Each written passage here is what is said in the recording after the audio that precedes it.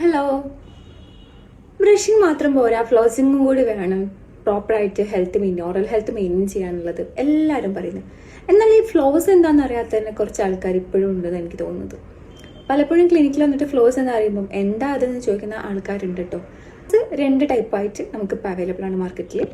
ഒന്ന്, നമുക്ക് നൂല് പോലെ അങ്ങനെ വലിച്ചെടുത്തിട്ട് നമുക്ക് ഫ്ലോസ് ചെയ്യാൻ പറ്റും. പിന്നെ ഒന്നുള്ളത് ഈ ഒരു ടൈപ്പാണ്. ഇതൊരു യൂസർ ഫ്രണ്ട്ലി ആയിട്ടാണ് ഇപ്പം ഇങ്ങനെ മാർക്കറ്റിൽ അവൈലബിൾ ആയി വരുന്നുണ്ട്.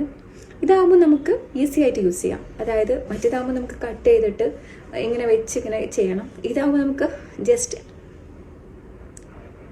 ഇൻസേർട്ട് ചെയ്ത് ബ്രഷ് ചെയ്താലും, അതായത് എത്ര തന്നെ നമ്മൾ ഓറൽ ഹെൽത്ത് മെയിൻറ്റെയിൻ ചെയ്യുന്നുണ്ട് പറഞ്ഞാലും നമ്മൾ പല്ലിൻ്റെ ഇടയിൽ എന്തായാലും കുറച്ച് അഴകിടക്കും. പല്ലിൻ്റെ ഇടയിൽ അത്രയും ടൈറ്റ് കോണ്ടാക്റ്റുള്ള സ്ഥലത്തേക്ക് ബ്രഷ് എത്രത്തോളം എത്തും എന്നുള്ളത് നമുക്ക് ഊഹിക്കാമല്ലോ. അപ്പോൾ അവിടെ ക്ലീനിങ്ങിന് വേണ്ടിയിട്ടാണ് നമ്മൾ മെയിൻലി ഇത് യൂസ് ചെയ്യുന്നത്. അതിൻ്റെ കൂടെ തന്നെ റെഗുലർ ഫ്ലോസിങ് ഉണ്ടെങ്കിൽ ഓറൽ ഹെൽത്ത് മെയിൻറ്റെയിൻ ചെയ്യാൻ പറ്റുള്ളൂ എന്ന് നിങ്ങൾക്ക് ഇപ്പോൾ മനസ്സിലായിട്ടുണ്ടാവും. അപ്പോൾ ഇത് കൂടി യൂസ് ചെയ്യാം. ഇപ്പോൾ വാട്ടർ ഫ്ലോസസും അവൈലബിൾ ആണ്.